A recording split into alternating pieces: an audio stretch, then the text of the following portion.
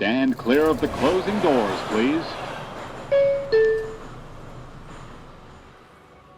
So the Mets are heading to California for their first West Coast swing of the season, a short one, just a weekend in West Sacramento, where the Oakland, West Sacramento, Las Vegas Athletics are currently playing their home games as the Mets look to build on a strong start to 2025. We're going to break down this series and what to expect this weekend. But before I go any further, I'm Tony Metro. If you're new to the channel and a Mets fan, be sure to subscribe so you can see all my latest content covering the team. Let's get into this series. Here's the top 3 things that I'll be watching for this weekend. And the number one most fascinating thing, in my opinion, is how this new ballpark is going to play in West Sacramento. The A's are set to break ground on their new stadium in Las Vegas sometime this summer, but in the meantime, they'll be playing at Sutter Health Park. That's the home of the Giants' AAA affiliate, the Sacramento River Cats. The stadium holds up to 14,000 people, and so far fans are showing up, more than at the Coliseum at least. It's been known as a very hitter-friendly stadium in minor league games, and they even tried to adjust the dimensions of the outfield walls to major league standards. But there have still been some very high-scoring games in the early going. So far, in 6 home games, the A's and their opponents have combined to hit 18 home runs and combined for 70 total runs. One thing to note, the A's pitching staff has not been great. They have the 4th worst ERA in Major League Baseball right now at 5.12, so it could also be a product of some poor pitching on their end. But not only are the dimensions a factor in this stadium, but the amenities are not up to date for everyone. While the A's have a 2-story clubhouse to accommodate them, the visitors' clubhouse, though expected compared to a Major League stadium, is the smallest in the big leagues. But we do have it on good authority that there is a barbecue in the visitors' clubhouse, so burgers and hot dogs for everyone after the game. The number 2 thing that I am looking toward the most in this upcoming series, how will the Mets fare against former Met Luis Severino? The pitching matchups for this weekend: on Friday, we have Griffin Canning going against J.P. Sears.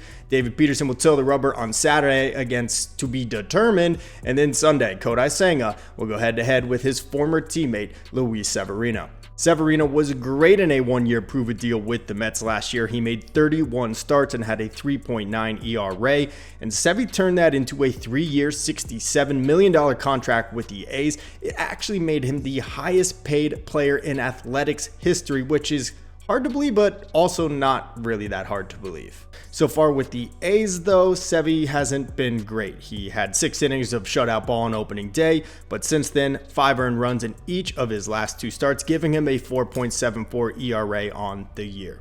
Obviously, Severino has a soft spot in the heart of Mets fans. It'll be interesting to see if he pitches as well against his former team like he did last year with the Mets against the Yankees.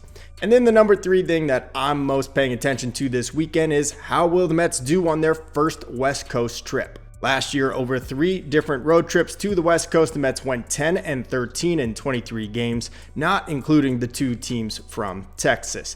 Last year, the Mets did not visit Oakland for their final season at the Coliseum, but they did host the A's for a series in August at Citi Field, in which the Athletics took 2 out of 3.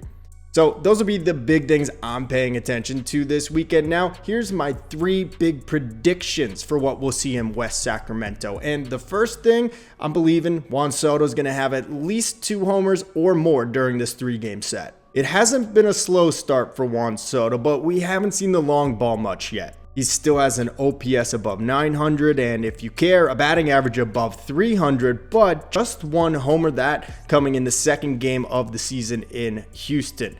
The weather is supposed to be in the 70s, much more comfortable than New York this past week. I think the whole team hits better, but Juan Soto specifically, I've got him for 2 homers. I might even say a multi-homer game, especially against the Oakland staff, which has struggled. This is where he breaks out and those power numbers start to build up. While I think Soto will have a good series, my second prediction is that Luis Severino will have a great performance on Sunday. As a Mets fan, you're conditioned to former Mets haunting them.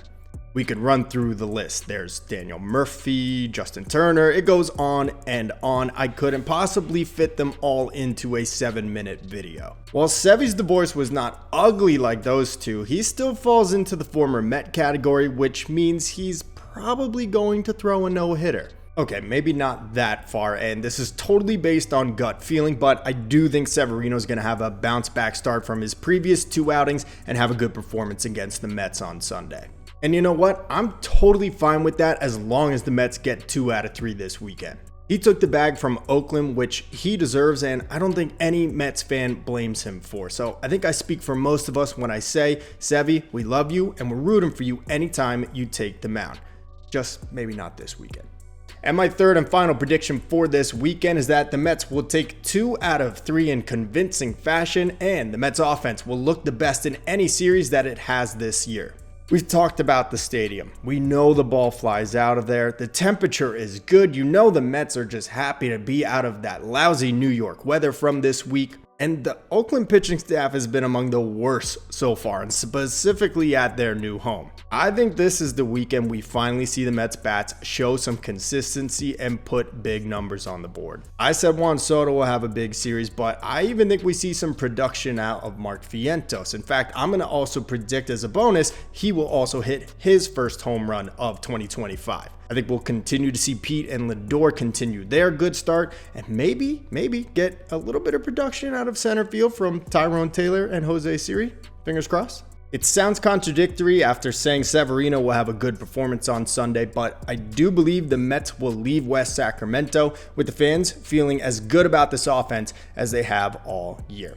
So what do you guys think? Is this the weekend Juan Soto breaks out in the power department? Will the Mets continue to get strong performances from their starting staff?